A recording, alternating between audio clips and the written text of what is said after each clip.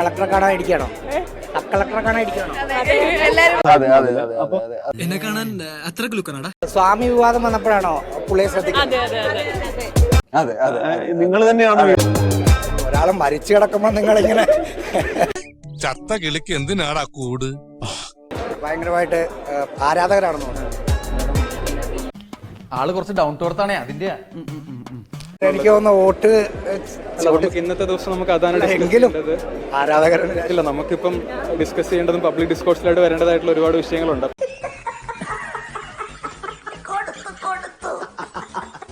ഇങ്ങനെ കുറെ ആളുകൾ വരുമ്പോ അവരോട് വോട്ട് ചെയ്യാൻ പറയത്തില്ലേ? നിങ്ങളെ കണ്ടില്ലേ? ശരി, താങ്ക് യു. എനിക്കൊരു ലുക്കില്ലാന്നേ ഉള്ളൂ.